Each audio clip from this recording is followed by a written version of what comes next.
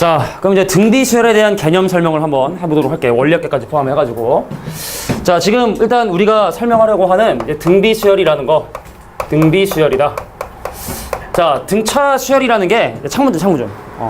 자, 등차 수열이라는 게 뭔가를 계속 더해서 만드는 어떤 수열이라고 얘기를 한다면, 등비 수열은 어떤 숫자를 계속 곱해서 만드는 수열을 이제 등비 수열이라 하죠. 그래서 간단하게 예를 들어보면, 자, 뭐 3으로 시작을 한다? 그럼 3, 6, 12, 24, 48 등처럼 어떤 숫자를 계속 곱해서 만드는 이런 수열들을 이제 우리가 등비 수열이라 얘기하고, 선생님 2분의 1을 계속 곱하고 있는데요. 곱하기 2, 그다음 곱하기 2, 그다음 곱하기 2, 그래서 곱하기 2라고 하는 이 2를 우리는 바로 공비라고 얘기를 해. 공통된 비율이다 라고 얘기를 하죠.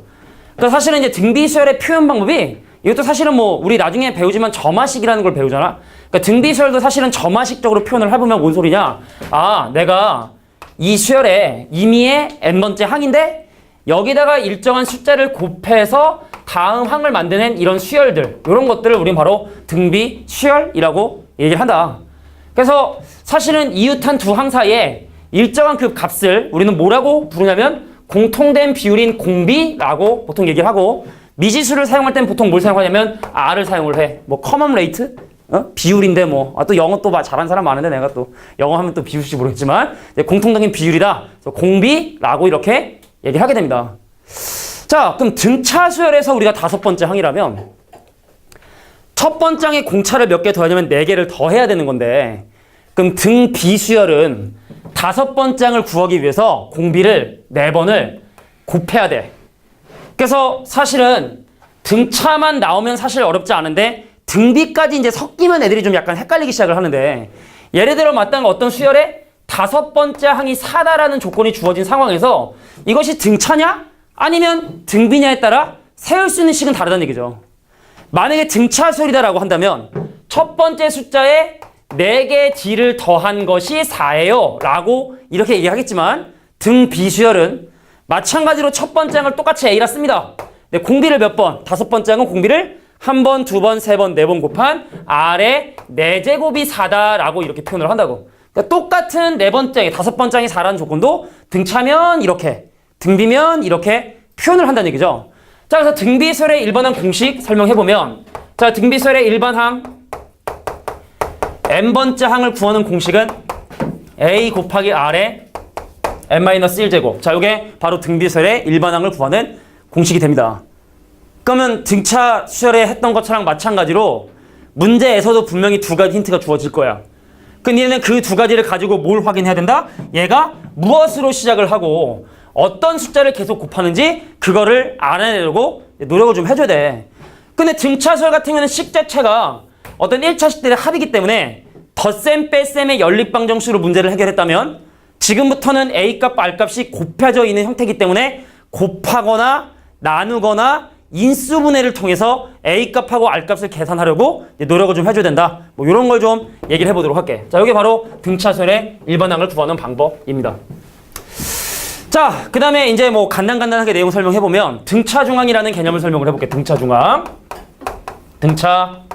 등차중항이라고 해서, 자, A하고 X하고 B가 이 순서대로 등비 수열을 이룬다면, 가운데 있는 이 X를 뭐라고 얘기를 하냐? X를 A, B의 등비 중항이라고 얘기를 합니다. 등비 중항이라고 얘기를 하게 돼. 다른 말로는 기하 평균이라고도 얘기하죠. 기하 평균이 되더라. 사실은 이제 음수값이 될 수 있기 때문에 기하 평균과 100% 똑같다라고 표현하기는 힘들지만 곱해서 루트 쉬운 거 그냥 그 정도의 개념으로. 그래서 이렇게 가운데 거에 그러니까 A, X, B 순서대로 등비 수열을 이게 되면 실제로 한번 볼까? 가운데 거의 제곱인 36이 양옆에 거의 곱이야. 얘의 제곱인 144가 얘하고 얘의 곱인 144가 되죠. 그래서 이 연속한 3개의 숫자가 등비 수열을 이루게 된다면 기억해둘게. 가운데 거의 제곱이 양옆에 거의 곱이다. 등차면 가운데 거의 2배가 양옆에 거의 합. 등비 수열을 이룬다고 한다면 가운데 거의 제곱이 양옆에 거의 곱이다. 자, 이게 바로 등비 수열의 어떤 기본적인 내용들이 되고, 그럼 등차수열도 등차수열의 일반항 배우고 등차중항 배우고 그 다음에 등차수열의 합공식이 있는 것처럼 등비수열도 합공식이 있는데 그래서 등비수열의 공식을 설명을 할게. 등비수열의 합공식을 지금부터 설명을 좀 간단하게 해보도록 하겠습니다. 자, 등비수열이라고 한다면 봐. 첫 번째 항 A, 두 번째 항 AR, 세 번째 항 AR 제곱, 네 번째 항 AR 세제곱이야. 네 번째 항이 AR 세제곱이야. 네 번째 항이. 그럼 n번째 항이 바로 뭐가 되냐면 AR n-1 제곱 되겠지. 우리 아까 배웠던 일반항 공식처럼 n번째 항은 바로 이렇게 AR의 n-1 제곱이다. 얘를 우리가 바로 등비수열의 합이라고 얘기해. n번째 항까지 합. 그러니까 얘를 구하기 위해서 뭐 하느냐? 양변에 이제 공비를 곱해. 그러니까 여기 지금 점점 r을 곱하고 있는데 양변에 r을 곱하면 rs가 AR이고 AR 제곱이고 AR 세제곱이고 해서 여기는 그러면 AR의 몇 제곱이고 n제곱이 되겠지. r을 하나 더 곱했으니까. 그래서 위식에서 아래식을 뺍니다. 너무 쉽나? 너무 쉬워? 야, 위식에서 아래식을 빼면 용훈아 조는 거야 뭐야? 자, 위식에서 아래식을 빼면 AR 제곱 3승 4승 이렇게 사라지게 되고 그래서 위식에서 아래식을 빼면 S-RS가 그럼 남는 건 A가 남고 여기 남는 건 AR의 n승 남는데 보통은 이제 어떻게 합니까? 1 빼기 R로 인수분해서 나누죠. 근데 문제는 1 빼기 R로 나눌 때 중요한 건 R이 1이면 못 나눈 거잖아, 그지? 그러니까 사실은 지금 내가 유도하는 공식은 공비가 1이 아닐 때만 사용할 수 있는 등비수열의 합공식이야. 그래서 내가 얘를 뭘로? 1 빼기 R로 묶어내고 여기도 A로 묶어내면 1 빼기 R의 n제곱이 되고 그래서 어떨 때? R의 값이 1이 아닐 때만 양변을 1 빼기 R로 나눠서 등비수열의 합공식 어떻게? 1-R분의 A 곱하기 1-R의 n제곱이 되더라. 자, 보통은 R값이 1보다 작을 때는 얘를 사용하고요. R이 1보다 크면 분모가 음수돼서 나중에 또 분모 문자 마이너스 곱하는 게 그냥 귀찮아서 그런 거 그냥 뿐이야. 근데 만약에 공비가 1보다 크다라고 하면 분모 분자의 마이너스 1을 곱한 뭘 한다? R 빼기 1 A의 R의 n제곱 R의 n제곱 마이너스 1이라고 하는 자 이러한 등비수열의 합공식을 사용을 합니다. 근데 만약에 공비가 1이다. 그럼 S는 어떻게 될까요? 자, 공비가 1이라는 건 A가 계속 n번 반복이 되는 거니까 A가 n개 그래서 얘는 바로 A 곱하기 n AN이 아니라 A 곱하기 n까지 여기 화면에 나오나? 여기까지 딱 나오겠다. 자, R일 때는 S의 값이 A 곱하기 R일 때 A 곱하기 N개. 자, 요게 바로 근데 거의 뭐 공비가 1인 경우는 우리가 보통 다루지 않기 때문에 자, 요렇게 공식들을 많이 사용한다. 자, 그래서 사실은 등비수열은 등차수열보다 응용이 많이 안 돼. 계산이 힘들어. 지수식의 형태를 포함하고 있기 때문에 우리가 뭐 덧셈 뺄셈 같은 경우는 자유로운 계산이 가능하고 그만큼 많은 응용이 되는 반면에 등비수열 같은 경우는 계산 자체가 불가능한 경우들이 많이 나오기 때문에 많이 잘 응용되지는 않는다. 자, 그럼 지금부터 내가 설명할 내용들이 자, 등비수열의 합에서 니네가 제일 많이 어려워하는 이제 원리 합계에 대한 얘기를 설명을 좀 할 테니까 지준 좀 해줘. 이렇게 잘 알아서 지금 안 보는 건가? 자, 원리 합계. 태동아, 원리 합계가 뭐야? 잘 모르겠어요. 잘 모르겠대. 영훈아, 원리 합계가 뭐야? 은행에 돈 맡기면 다 원리 합계야? 그러니까 원리 합계라는 말은 원금과 이자의 합계라고 생각하면 돼. 원금과 이자의 합계. 우리가 사실은 돈을 저금을 하면 은행에서는 그거에 대한 이자를 주는데 근데 원리 합계를 얘기하기 전에 먼저 이자를 주는 방식에 대한 얘기를 좀 해야 돼. 자, 원리 합계라는 건 쉽게 해서 원금과 이자의 합계를 얘기하게 됩니다. 잘 들어라. 니네가 이제 개념을 잘 모르면 나중에 공식에 의존을 하지. 근데 원리 합계는 공식이 사실 없다고 봐야 돼. 왜냐면 상황이 막 달라.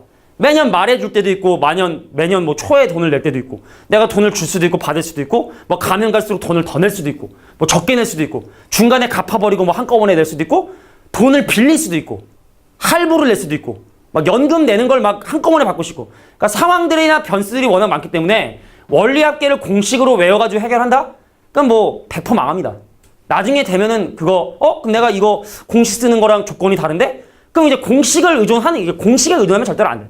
그러니까 이해를 좀 해줘야 되기 때문에 지금 그 원리를 지금 이해를 시켜주려고 하니까 졸립더라 좀 듣고, 알겠지? 알고 있다 착각하지 말고 잘 한번 들어볼 수 있도록 합니다. 자, 원리 합계부터 한번 가볼게. 자, 원리 합계. 니네가 많이 들어봤을 거야. 근데 한번 다시 한번 생각을 해보자고. 자, 원리 합계 이자를 매기는 방법은 두 가지 방법이 있대. 단리법과 복리법이라는 게 있대. 단리법과 독리법이라는 게 있대. 단리법, 참 글씨 잘 써, 그제? 자, 복리법이라는 방법이 있답니다.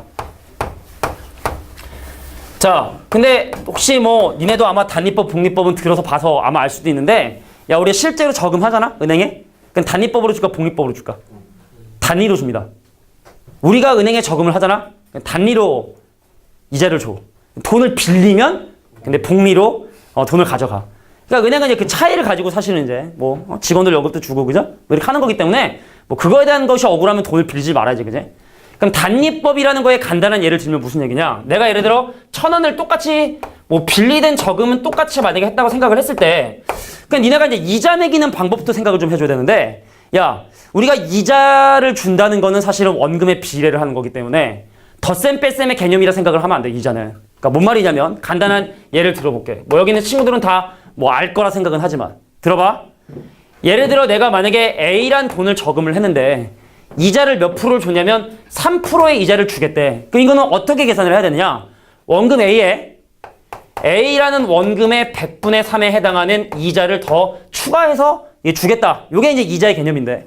그럼 내가 얘를 뭘로 인수분해? A로 인수분해 하면 1 더하기 100분의 3이 되게 되고, 그럼 소수점으로 표현하면 얘는 바로 뭐라고 할 수 있냐? A 곱하기 1.03이다라고 볼 수 있겠지. 그러니까 사실은 3%의 이자를 준다? 뭐 몇 프로를 할인한다의 개념이 덧셈 뺄셈의 개념이 아니라 바로 무슨 개념이다? 곱하기 개념이라는 걸 꼭 기억해 줘야 된다는 얘기야. 그래서 집중을 잘 못하네. 자, 1은 원금이야. 1은 원금. 3%의 이자를 주겠다는 건 3%, 퍼센트가 100분의 1을 나타내는 기호이기 때문에 3%의 이자를 주겠다 그러면 1.03. 그럼 5% 이자를 주겠대. 그럼 얼마 곱해야 돼? 1.05. 10% 이자 주겠다 그럼 얼마 곱해야 돼? 1.1을 곱해주면 되는 거야. 그러니까 이자를 주는 개념 자체가 덧셈 뺄셈의 개념은 아니라는 거. 그건 좀 알고 가주시고. 근데 또 단위법은 또 얘가 다르죠? 자, 내가 은행에 똑같이 1,000원이라는 돈을 예금을 했는데 몇 프로의 이자를 받으려고 하냐면 똑같이 10%의 이자를 한번 받아보려고 해. 한 기간에. 여기에 뭐 한 달이든 1년이든 10%의 이자를 받아보려 한다. 근데 단위법은 어떻게 되느냐? 100원 저금하자, 1,000원 저금하잖아. 그럼 1,000원의 10%에 해당하는 100원의 이자를 받아서 1,100원이 되고, 그럼 그 다음 기간에 이자에 대한 이자를 주는 것이 아니라 원금 1,000원에 대한 이자만 주기 때문에 얘는 얼마가 된다? 1,200원이 되는, 자, 이렇게 이사를 계산하는 방법을 우리는 단리법이라고 얘기를 하게 돼. 그러니까 단리법은 엄밀히 얘기하면 무슨 수열? 등차수열이 돼버린단 말이지. 그래서 지금 우리가 배우는 등비수열의 합에 단리법의 문제는 거의 나오지 않는 이유가 바로 그런 거야. 등차수열 나올 수 있겠지? 그런데 복리법은 뭐냐? 야, 1,000원의 이자를 내잖아? 그럼 1,000원의 10%, 100원을 줘. 1,100원이 된다고. 그럼 여기까지는 사실 단리나 복리나 똑같은데, 근데 문제는 뭐냐? 요 다음으로 갈 때 100원의 이자인 10원까지 준단 말이야, 추가로. 그럼 1,200원이 아니라 얼마? 1,210원이 된다는 얘기지. 똑같은 원금에 대한 100원은 받는데 여기서 받은 100원의 이자 10원까지 받기 때문에 1,210원이 되고, 그래서 사실은 이거는 덧셈의 개념이라기보다는 10%의 이자를 주니까 곱하기 1.1 또 곱하기 1.1. 그래서 이자의 개념, 우리가 지금 막 공부하려고 하는 일반적인 원리학계 문제들은 이자의 개념이 곱하기 개념이라는 거, 요거를 좀 기억해둘 필요가 있을 것 같아. 자, 이 다음에 나오는 얘기가 이제 뭐냐? 기수불과 기마불입니다. 기수불과 기말불에 대한 얘기를 좀 설명을 할게. 보통 대부분의 문제집에 보면 기수불은 기수불 나름대로의 공식이 있고 기말불은 기말불 나름대로의 공식이 있는데, 근데 그건 내가 볼 때 좀 외우는 건 아니야. 외우라고 가르쳐 본 적도 없어, 여태까지. 자, 그러면 선생님이 간단하게 실제로 기수불, 기말불로 돈을 저금을 한번 해보고, 그럼 그거의 응용 문제인 뭐 할부하고 연금의 현가에 관련된 문제도 한번 살펴보도록 할 텐데, 표정들을 보면 되게 지금 되게 잘하는 눈빛인데 지켜볼게. 자, 지금 기간이 하나, 둘, 셋, 넷, 5개의 기간이 있는데 매달 400원을 한번 집어넣어 보려고 해. 400원씩. 매달 400원씩. 이자 몇 프로로? 3%로. 그 다음 5번 한번 집어넣어 보려고 해. 근데 니네가 이제 기억해 둘 거. 어차피 원리 합계는 등비수열의 합이라는 걸 꼭 기억해 둬야 돼. 근데 등비수열의 합공식 쓰고 지울 생각 봐봐. 등비수열의 합공식가 초항 곱하기 r 빼기 1에 r의 n승 마이너스 1 이런 이제 개념이라 등차는 처음과 마지막이 되게 중요했는데 등비수열은 마지막이 전혀 중요하지가 않아. 뭐만 보면 되냐면 무엇으로 시작을 하는지 말 그대로 뭐를 곱하는지 마지막이 중요하지 않다고. 뭐를 곱하는지 그리고 그것이 몇 개인지가 사실 중요하단 말이지. 그럼 내가 지금처럼 400원을 5번에 나눠가지고 3%의 이자로 내가 만약에 은행에 저금을 한다면 어차피 돈은 5번을 집어넣는 거니까 얘를 보자마자 아 어차피 n값은 5가 되겠구나라는 게 니네가 바로 와줘야 되는 거고. 뭔 말인지 알겠어? 매 기간 돈을 집어넣는데 기수별로 넣든 기말별로 넣든 5번 집어넣는 거니까 어차피 여기는 5제곱이 될 것이고. 오케이? 자 봐. 돈을 한 기간씩 점점 돈을 늦게 내면 이자를 한 번을 덜 받거나 한 번을 더 받게 되겠지? 근데 이자를 받는다의 개념이 아까 곱하기 개념이라고 했고 그럼 사실은 3%를 보자마자 니네가 판단해야 되는 건 바로 뭐냐? 공비가 바로 1.03이겠구나. 이것도 보자마자 니네가 판단할 수 있어야 된다는 거야. 그럼 이제 기수불하고 기말불에서 나오는 차이점은 바로 뭐냐? 초항이야, 초항. 초항만 차이가 난다고. 그게 어떻게 차이가 나게 되는지 실제로 예로 한번 보여주도록 할게. 잘 봐. 자, 어차피 원리합계는 초항 빼고 나머지는 이미 다 결정이 되어 있는 거야. 초항만 누니가 잘 확인해주면 돼. 자, 간다. 먼저 기말부를 설명을 한번 해보도록 할게. 사실 뭐 처음 보는 친구도 좀 이해할 수 있게끔 찍으려고 했는데 니네 표정이 너무 지루하게 좀 쳐다보는 것 같아서 한번 좀 바로바로 설명해볼게. 그러면 뭐 따로 찍지 먹으면 야 봐. 내가 매 기갈 말에 돈을 집어넣는 거를 이제 기말불이라 하는데 사실 1월 31일에 돈을 집어넣나 2월 1일에 돈을 집어넣나 그거는 의미가 없어. 하루의 이자는 뭐 생각하지 않아. 어? 그러니까 우리가 매 기간의 처음이냐 마지막이냐 이게 그게 중요한 거지. 뭐 12월 31일이냐 1월 1일이냐 그런 구차한 하루 정도의 차이는 중요한 건 아니야. 내가 12월 30일에 돈을 넣었다고 해서 1월 1일 날 바로 이자를 받는 게 아니라 은행에 묵혀있는 기간만큼에 비례해서 돈을 주는 거기 때문에 하루 정도는 크게 의미는 없다라는 거 기억해 두길 바라고. 자, 기말불이란 건 뭐냐면 자, 엄마가 용돈을 줬는데 돈 다 쓰고 그달 마지막에 400원을 저금을 했고 그 다음 달 마지막에도 400원을 저금하고 그 다음 달 마지막에도 400원을 저금하고 그 다음 달 마지막에도 400원을 저금하고 그 다음 달 마지막에도 400원을 저금한 얘를 우리가 바로 기말불이라고 얘기를 하게 돼. 잘 들어라. 첫 번째 낸 돈은 은행에 몇 달 동안 썼겠니? 5달? 한 달, 2달, 3달, 4달인데? 4달이죠. 근데 내가 하고 싶은 얘기는 일단 한번 해보자고. 그럼 이 돈이 4달 동안 은행에 썩혀 있었으니까 4달 후에 원리 합계, 원금과 이자의 합계는 400 곱하기 한 기간이 지날 때마다 1.03을 곱하니까 1.03의 4승이 돼서 내 통장에 찍히게 돼. 근데 안 중요해. 왜냐면 봐. 밑으로 한 달 오면 기간이 한 달만큼 짧아지게 되니까 이 돈은 400 곱하기 1.03의 3승이 되는데 그럼 밑으로 오면 올수록 1.03을 더 곱하고 있기 때문에 내가 아까 얘기했잖아. 어차피 공비 결정됐지. 항해계수 결정됐지. 뭐만 결정하면 된다 그랬냐? 뭐만 결정하면 된댔어. 초항만 결정하면 된댔지. 잘 들어. 그것만 기억해. 매 기간의 마지막에 돈을 집어넣으면 마지막에 낸 돈이 이자를 받아 못 받아? 못 받지. 그래서 기말불인 경우는 매달 납입한 금액이 바로 뭐가 되냐면 그냥 초항이 되는 거야. 매달 500원씩을 집어넣어. 그럼 그게 그냥 초항이 되는 거야. 그럼 바로 공비 쓰고 회수 써가지고 그냥 공식 쓰면 되는 거라고. 내 말 이해해? 그러니까 공식을 막 만들어가지고 외우고 하지 말란 얘기야. 그럼 기수불은 어떻게 되냐? 기수불은. 이거에 비해서 기수불은 어떻게 되느냐?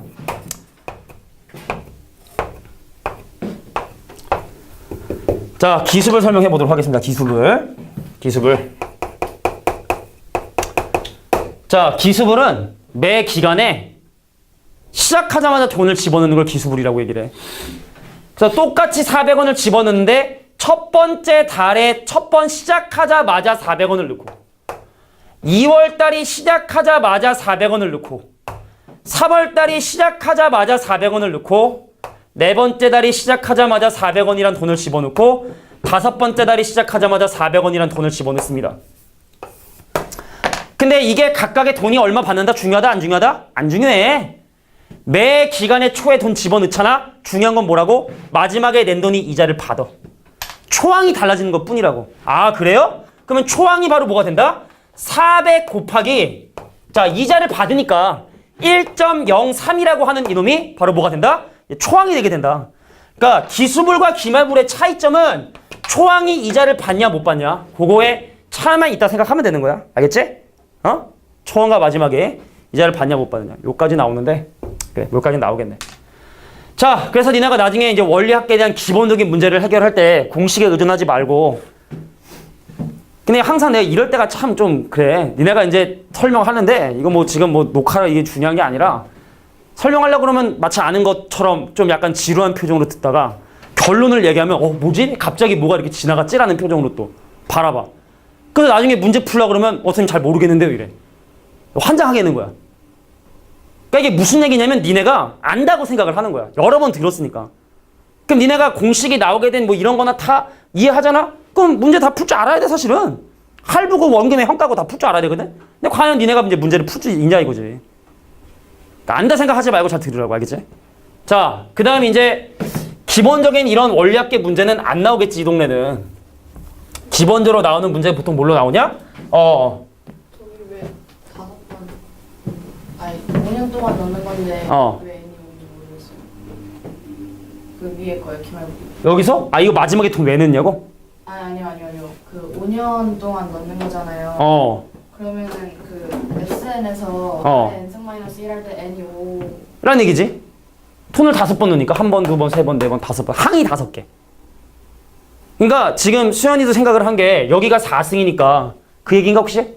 그럼 그 위에도? 근데 우리 등비설학 공식의 형태가 S가 A에 1-R에 1-R의 N승의 이 N은 바로 개수의 의미야 이것도. 개수의 의미. 몇 개냐는 얘기지 몇 개. 5개냐? 3개냐? 4개냐? 마지막이 몇 승으로 끝나냐의 문제가 아니라 내가 등비수열을 구하고 있는 이거의 개수가 과연 몇 개냐? 요게 이제 답을 결정짓게 된다는 얘기죠.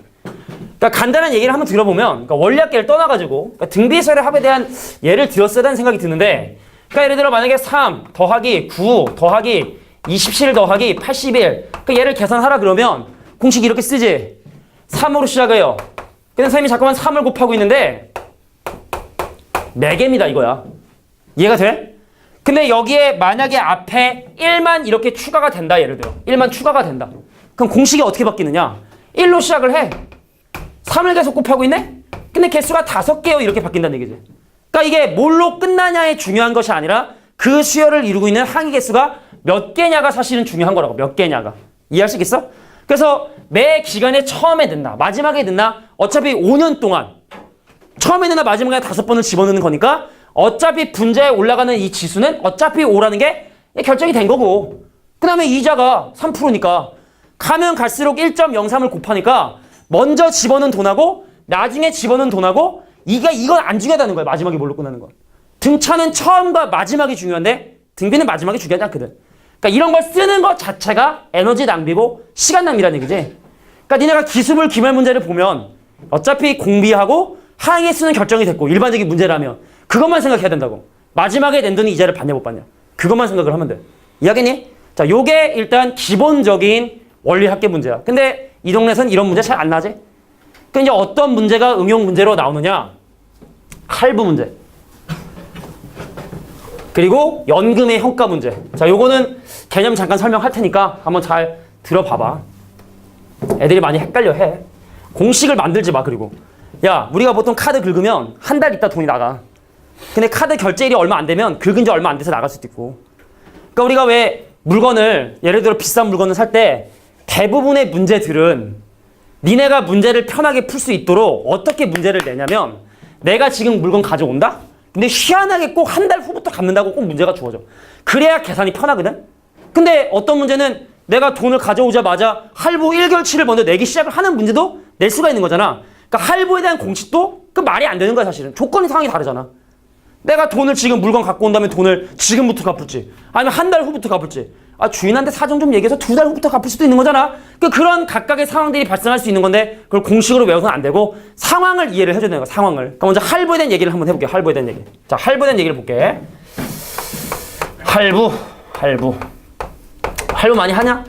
요즘 뭐 3개월 무이자 할부 이런 거 많잖아. 그러니까 선생님도 옛날에 물건 사면은 남자는 일시불이죠. 창피하게 무슨 할부를 합니까 했는데 근데 돈 되게 잘 벌고 많은 사람들도 할부를 되게 많이 한대.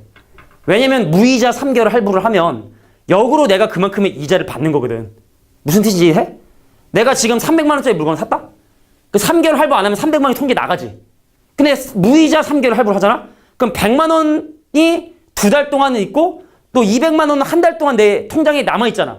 그럼 그만큼의 몇 원이라도의 이자가 남게 되는 거니까 그러니까 무이자 할부면 하고 보는 거지. 그러니까 돈 엄청 잘 버는 아는 그 선생님도 그냥 맨날 무이자 할부해. 무이자 몇 개월까지 돼요? 그러니까 좀 약간 창피하게 느껴질 수 있잖아. 근데 아니야. 돈 진짜 많이 벌고 벤치 끌고 다니는데 무이자 할부 뭐 몇 개월 5개월이야. 그럼 5개월로 해주세요. 그래. 2만 원, 3만 원 먹고도 계속 할부야. 경제적인 삶을 사는 거지 그게? 좀 그런 건 아니라는 얘기지. 무이자 할부는 상관이 없는데 내가 지금 하는 얘기는 이자 할부일 때. 무이자 할부가 아닌 이자를 매기는 할부는 과연 어떻게 매달 납입하는 금액이 책정이 되는가? 생각보다 이게 되게 많은 돈을 내 사실은. 볼게. 예를 들어 내가 100만 원짜리 물건 하나 샀대. 100만 원짜리 지선마 뭐 그저께인가가 언제였더라? 생일이었는데 지난 화요일이 생일이었나? 그지 내가 월요일 나와서 미역국 끓였다 그랬잖아요. 화요일에 생일이었는데 그래서 뭐 살까 했더니 옷 사달라 그러더라고. 그래서 옷 사라. 카드는 어차피 가지고 있으니까. 근데 예를 들어 100만 원짜리 가방을 샀다 생각을 해볼게. 야 갔더니 비싸. 너무 비싸서 5개월 할부하려고 해. 할부 문제는 무조건 두 가지 상황을 비교를 해야 돼. 얘를 물건 파는 사람의 입장이야. 그냥 100만 원 일시불 하는 사람과 할부를 하는 사람 두 가지로 구별해서 내가 할부를 하겠다는 거 그 사람한테 빚을 지겠다는 거야. 그제? 그럼 나의 채무가 끝나는 5개월 할부하겠다. 그럼 5개월 후에 입장에서 물건 파는 사람이 손해보지 않는 상황이 발생해야 된다. 생각을 해야 돼. 그러니까 뭐냐면 내가 똑같은 물건 두 개를 팔아. 근데 이 사람한테는 일시불로 팔고 이 사람한테는 할부로 팔고 그 내가 누군가에게 손해를 보거나 이득을 보면 안 되는 거잖아. 공평해야 되는 거잖아. 그제? 근데 어차피 이 사람이 할부를 끊으면 5개월 후에 그 일이 끝나잖아. 그럼 지금 잠깐만 기다려주세요. 5개월 후의 상황을 비교해서 손해보지 않게끔 계산하는 그러니까 이런 식의 생각을 꼭 해줘야 돼. 두 가지 상 비교한다는 거 꼭 기억을 해줘야 돼. 자, 두 가지 사람이 있었대. 자, 이자는 뭐 그냥 한번 내 맘대로 한번 설정을 해보면 뭐 월 이율이니까 한 2% 합시다. 이 정도면 뭐 사채죠, 그죠? 지금 연이율이 2%인데 월 이율이 2%면 거의 사채인데. 자, 2%의 이자로 5개월 할부를 한번 해보려고 해. 5개월 할부를 해보려고 해. 100만 원을 하는데. 근데 우리 문제를 풀다 보면 아까 얘기했지만 대부분의 문제들이 거의 90% 이상의 문제들이 학생들의 계산의 편의상 물건을 사고 그 다음 달부터 갚아 나가기 시작을 해. 보통 보면. 근데 우리가 실제 물건 할 때도 그렇잖아. 대부분의 실제 생활 자체도 카드 긁으면 바로 빠져나가는 게 아니라 한 달 동안 모아놔서 빠져가기 때문에 물건은 지금 가져오는데 돈은 그 다음 달부터 갚는 것이 일반적인 문제야. 근데 그 일반적인 문제가 아닌 경우는 그럼 또 어떻게 대응을 해야 되는지 한번 생각을 해보자고. 간다. 어떤 부자는요. 100만 원을 그냥 이 사람에게 그냥 줬어. 물건 가져가자마자. 이게 지금 현재 물건을 받는 시기야. 받자마자 어떤 사람은 100만 원을 준 거야. 부럽다. 돈 많아가지고. 근데 이 가난한 수학 선생님은 돈이 없어가지고 얘를 5개월을 할부를 했어요. 자, 이번 달 말부터 일정한 금액, P라는 금액을 갚아 나가려고 해. 알겠니? 돈이 없으니까 매달 일정한 금액으로. 잘 들어봐. 내 빚이 끝나는 5개월 후가 우리 둘을 비교해야 되는 상황인데 봐라. 내가 돈을 이 사람한테 갚으려고 했는데 이 사람이 그 매달 갚기 귀찮으니까 네가 알아서 모아가지고 한 번에 갚으라고 나한테 얘기를 한 거야. 물건 판 사람이. 매번 그거 내가 뭐 12만 3,750원 계산하기 귀찮으니까 네가 알아서 5개월 모아가지고 나한테 마지막에 돈 가져와라 라고 한 거야. 자, 그래서 내가 저금을 하는데 물어볼게. 기수불로 저금하냐 기말불로 저금하냐? 불쌍한 수학 선생님은 말불로 저금하지. 그럼 마지막에 낸 돈이 이자 받니 못 받니? 못 받지. 그럼 내가 5개월 할부하려고 이 사람한테 갚으려고 매달 말에 모은 이 돈은 이런 거 전혀 중요하지 않고 바로 가는 거야. 마지막에 낸 돈이 이자를 못 받으니까 얘가 초항이야. P 곱하기 자 공비 1.02 빼기 1 1.02 빼기 1 그 다음 5제곱. 이게 5개월 후에 물건 판 사람이 받아볼 수 있는 금액이 되겠지. 그럼 물어볼게. 이게 100만 원이면 되는 거야? 태동아, 이게 100만 원이면 되는 거야? 어떤 거 같아? 이게 100만 원이면 되나? 는 100 하면 안 되나? 왜 안 되지? 제가 마지막 걸 포함 안 했어요. 맨 마지막 걸 포함 안 했다는 말이 무슨 말이야? 용훈아, 는 100 하면 되나? 제가 되게 잘 자, 된다고 생각하는 사람. 는 100. 100만 원 모았는데 뭘 더 말해요? 100만 원 된다. 안 된다 생각하는 사람. 왜 안 되지? 이자 붙었어요. 이자 붙었으니까. 뭔 말이냐면 이건 5개월 전의 가치야. 이건 5개월 후의 가치야. 이걸 어떻게 비교를 해? 100만 원은 그러면 땅속에 묻어두나? 아니거든. 이것도 네가 그러니까 물건 파는 사람 입장을 보자고. 네가 지금 100만 원 줬으면 땅 파에 묻어두는 게 아니라 나 그거 갖다 이자 받을 텐데. 나 나름대로 그거를 5개월 동안 이자를 받을 텐데 한 달, 두 달, 세 달, 네 달, 다섯 달 동안 이자를 받을 텐데 그럼 이 돈이 은행에 와서는 100 곱하기 1.02에 5제곱이 될 텐데 왜 100만 원 5개월 전의 금액과 5개월 후의 금액을 비교를 하냐고. 그럼 이 돈이 5개월 후가 되면 얼마가 되니까? 1.02에 5제곱이 되니까 얘를 곱해줘야 된다는 뜻이야. 이해할 수 있겠어? 자, 이게 바로 할부의 기본적인 패턴이야. 자, 다시 한번 얘기할게. 만약에 물건을 판 사람이 물건이 2개인데 팔았어. 구주입에 지우개를 100만 원 주고 팔라고 해. 야, 근데 지우개 중에 막 그런 지우개 있잖아. 막 국지 지우개 막 그런 거 30만 원짜리 지우개 막 있고 하다며. 왜 그걸 사? 진짜로 농담 아니고 진짜. 그 막 잘 사는 그쪽 가면은 초등학교 막 입학할 때 막 샤넬 가방 메고 막 초딩기. 그 내가 볼 때 납치의 대상이 되지 않을까? 범죄의 대상이 됩니다. 그러면 저 지금 사는데 이거. 근데 막 푸통 열면 막 샤넬 지우개 막 그럼 거기서 지우개를 왜 만지 이해가 안 되는데 진짜 농담 아니고 요즘도 그런지 모르겠는데 옛날에 막 강남 막 대충 막 그런데 가면은 막 지우개 막 30만 원짜리 지우개 이해가 안 되지. 돈 지랄이죠. 하여튼간 자 100만 원짜리 지우개 할 때 칩시다. 팔려고 해. 자 이걸 풀면 이걸로 수학 문제를 풀면 수학 문제를 다 맞을 수 있어. 그럼 100만 원도 뭐냐 1000만 원 주고도 한번 살 거야. 근데 어떤 사람은 돈이 있어서 이걸 100만 원을 주고 샀어. 그럼 내가 100만 원을 저금을 한다고 5개월 동안.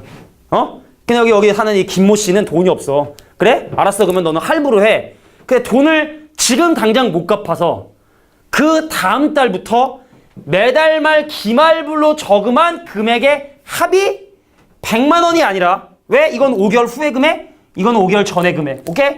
비교하기 위해선 빚이 끝나는 이 채무관계가 끝나는 5개월 후의 상황에서 비교를 해야 되기 때문에 네가 준 100만 원에 5개월 동안의 이자를 받은 이 금액을 비교해야 된다. 이게 바로 기본적인 할부 문제가 되는 거야. 근데 만약에 문제가 이렇게 나온 거야. 야, 돈을 바로 갚아라. 그럼 내가 돈을 이렇게 기말불로 저금을 못 하겠지. 뭘로 저금해야 돼? 기수불로 저금해야겠지. 내가 내 돈을 물건 사고 한 달 후에 갖고 싶었는데 그러지 말래. 지금 당장 갖기 시작을 하래. 그러면은 뭐만 바뀌면 돼? 여기다가 그냥 1.02만 곱해주면 되는 거 아니냐. 왜? 기수불로 저금을 해야 되니까. 마지막에 낸 돈이 이자를 받으니까 초항만 바뀌어주면 되는 거라고. 이해가 돼?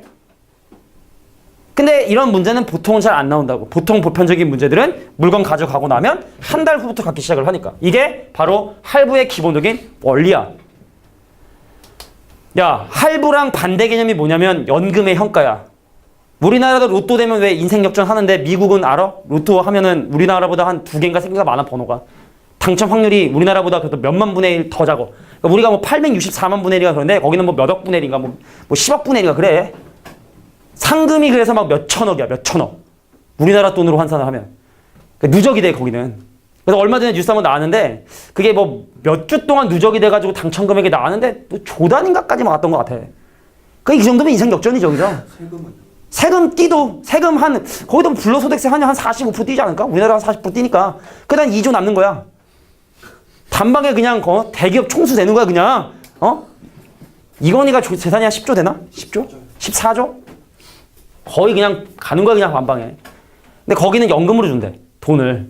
물론 한 번에 달래면 주긴 줘. 근데 이자를 받을 걸 포기할 수 없잖아, 나라가. 그러니까 내가 매달 줘야 되는 연금인데 이놈이 한꺼번에 달라 그러면 확 줄여준다고. 예를 들어 100만 원씩 10번 받으면 1000만 원이지. 지금 당장 달래잖아? 그럼 500만 원밖에 안 줘. 근데 대충 감으로 봐서 500만 원 주는 건 아니고 이것도 이러한 원리 합계의 원리에 의해서 매달 받아야 되는 금액을 지금 당장 땡겨 받고 싶다면 얼마씩 받을 수 있을까? 이걸 연금의 현재 가격, 연금의 현가라고 보통 얘기를 하게 돼. 잘 들어. 자, 우리 연금 복권 알아? 연금 복권? 그 복권 중에 우리나라 파는 연금 복권 있습니다. 그 뭐더라? 500만 원씩 20년인가 받아. 500만 원인가 20년. 괜찮은 거야, 그지? 500만 원 20년이면 가능성은 적지만 말이지. 자, 보도록 하겠습니다. 자, 착실한 수학 선생님은 연금 복권에 당첨이 돼가지고 매달 말 500만, 그러니까 400만 원씩 5번을 받기로 약속이 돼 있었대. 400만 원, 400만 원, 400만 원, 400만 원, 400만 원을 매 기간의 말, 매년 말에 400만 원씩 받기로 된 연금이 있었던 거야. 근데 급전이 필요해. 나 이민 갈 거야. 이민 갈 거야. 어? 근데 애들한테 얘기하는 거야. 자, 여기 증서가 있습니다. 요 증서만 있으면 400만 원씩 5년 동안 받을 수가 있어요. 그럼 이거 얼마 주고 사실래요? 그 어떤 미친놈이 2천만 원 주고 사겠냐?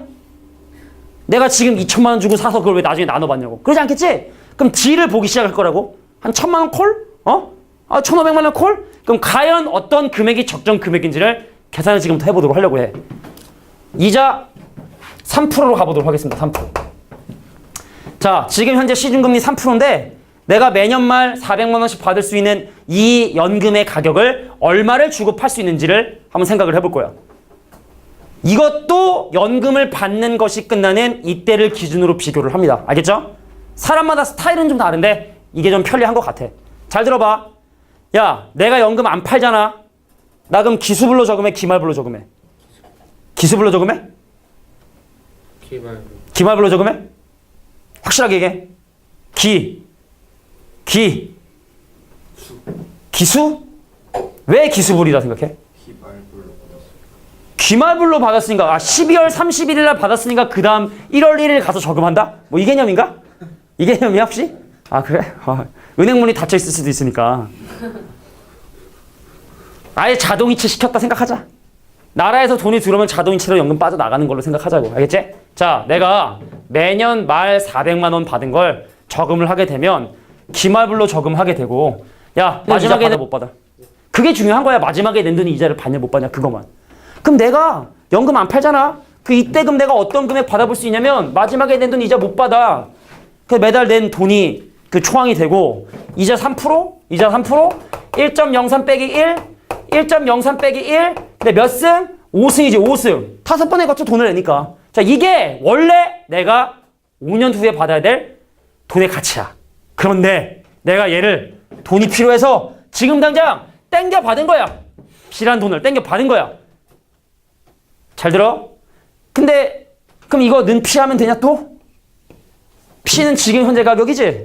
이건 5년 후의 가격이지? 그 이것도 마찬가지로 뭐 해주면 된다? 피 곱하기 1.03에 5제곱해서 자, 분명히 문제에서 아마 이런 것들이 주어질 거라고. 1.03에 5승이 주어지면 집어넣어서 계산해주면 된다는 거야.